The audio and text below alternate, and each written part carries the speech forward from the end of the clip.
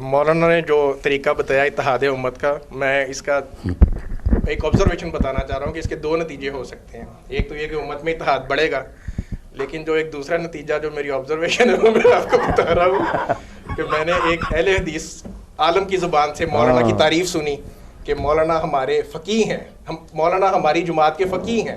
یہ ایک اہل حدیث عالم کی زبان سے، اور اسی جگہ پہ بیٹھے ایک مقتدی کی زبان سے سنا کہ جی ان میں شیعت پائی جاتی ہے.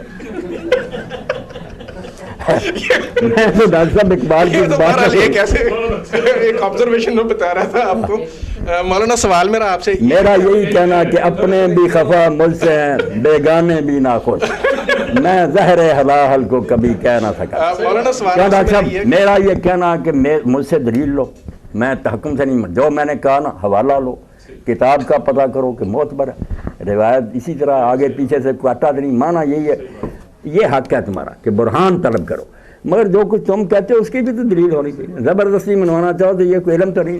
جی آپ نے اپنی گفتگو میں 2-3 مرتبہ یہ ذکر کیا کہ ہم اللہ کا لشکر ہیں، اور یہ ضرور ہے کہ ہم کفار کے ملکوں میں جائیں اور انہیں کہیں کہ یا ذمی بن کے رہو یا اسلام قبول کرو. موجودہ دور میں جب کہ قوت اور وسائل سارے کفار کے پاس ہیں، اس پہ کس طرح عمل ہو سکتا ہے؟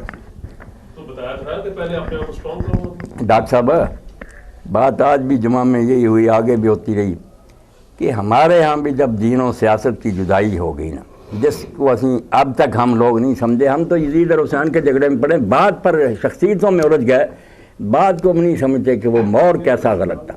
کہ حکومت جو تھی اس نے کفر نہیں اختیار کیا، نمازیں بھی رہی، حج بھی رہے، مگر حکومت کے دائرے سے دین کو بے دخل کر دیا گیا کہ حکومت کی مرضی ہوگی، جو حکم چاہیں گے مانیں گے.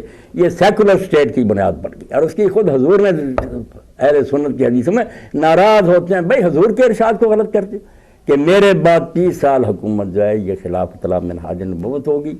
حضرت معاویہ سے جو دور شروع ہوگا ملک نزوز، وہ ٹائرنٹ کنگڈم ہوگی، ظالمانہ حکومت، وہ کوئی اسلامی حکومت نہیں ہوگی. مسلمان راج کریں گے، وہ کر رہے. اب بھی یہ کافر تو نہیں جو آپ پر راج کر رہا ہے، عمرے کرتا، بیت اللہ کی چھت پر چڑھتا، یہی کرتے ہیں لوگ. مگر وہ جو نا کہ ہر معاملے میں قرآن حکومت کرے، اس کو ختم کر دیا گیا.